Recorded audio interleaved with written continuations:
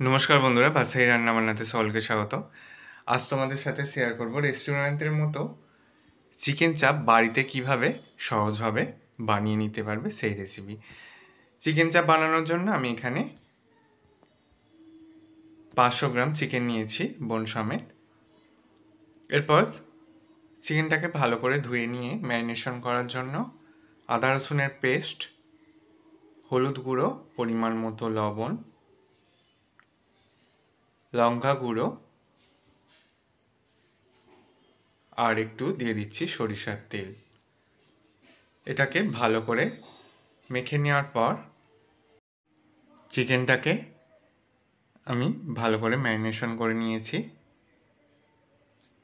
এটাকে আমি আধ ঘন্টা মতো রেস্টে রেখে দেব। এদিকে দেখো, তাওয়ার মধ্যে সরিষার তেল গরম করে নিয়ে এর মধ্যে 2টো কাঁচা লঙ্কা, বেশ কিছুটা কাজু বাদাম আর দিয়ে দিচ্ছি পোস্ত। এটাকে 1 মিনিট মতো নেড়েচেড়ে ভেজে নেওয়ার পর আগে থেকে আমি পেঁয়াজ ভেজে রেখেছিলাম, সেটাকে দিয়ে দিলাম। এটাকে একসাথে মিনিট 2 মতো নেড়েচেড়ে ভেজে নেওয়ার পর এর মধ্যে জল অ্যাড করে দিচ্ছি। মিনিট 2 মতো এটাকে কুক করে নেব। দিয়ে দিচ্ছি হলুদ গুঁড়ো আর কাশ্মীরি লঙ্কা গুঁড়ো। এই মশলাটাকে 2 মিনিট রান্না করে নেওয়ার পর আমি গ্যাসের ফ্লেম অফ করে দিয়ে এটাকে ঠান্ডা করে নিয়ে একদম মিহি পেস্ট তৈরি করে নেব। এদিকে ওভেনের মধ্যে কড়াই বসিয়ে সরিষার তেল দিয়ে দিয়েছি। তেলটা গরম হয়ে গেলে একটা দারচিনির টুকরো, আদা রসুনের পেস্টটাকে দিয়ে দিলাম আর যে পেঁয়াজ, পোস্ত, কাজু বাদামের পেস্টটা রেডি করে রেখেছিলাম সেটা দিয়ে আমি ভালো করে কষিয়ে নেব যতক্ষণ না পর্যন্ত এটা থেকে তেল বেরিয়ে আসছে। দেখো, তেল বেরোতে শুরু করে দিয়েছে। এরপর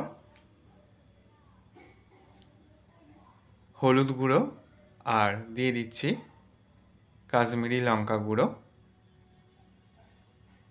ভালো করে মশলাটার সাথে মিশিয়ে নিচ্ছি। স্বাদ মতো দিয়ে দিলাম লবণ।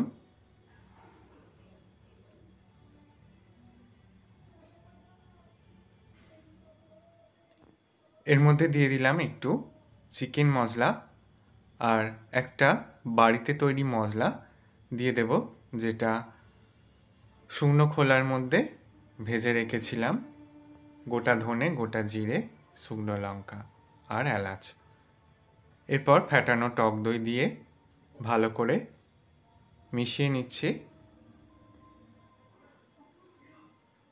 অল্প একটু চিনি অ্যাড করে দিলাম।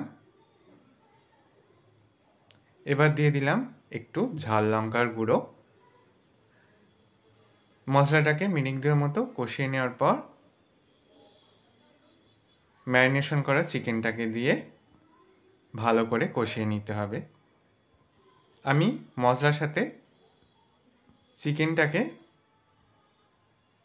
প্রায় 12 মিনিট মতো কষিয়ে নিয়েছি। তারপর কষিয়ে নেওয়ার পর এরপর হাফ কাপ মতো জল দিয়ে রান্না করে নিচ্ছি। এইভাবে এটাকে 7-8 মিনিট রান্না করে নেওয়ার পর গ্যাসের ফ্লেম অফ করে দিয়ে সার্ভ করে নিয়েছি চিকেন চাপের রেসিপি। আশা করি রেসিপিটা তোমাদের ভালো লাগবে। ভালো লাগলে বন্ধুদের মধ্যে অনেক শেয়ার করো, লাইক কমেন্ট করতে ভুলো না। সকলকে ধন্যবাদ।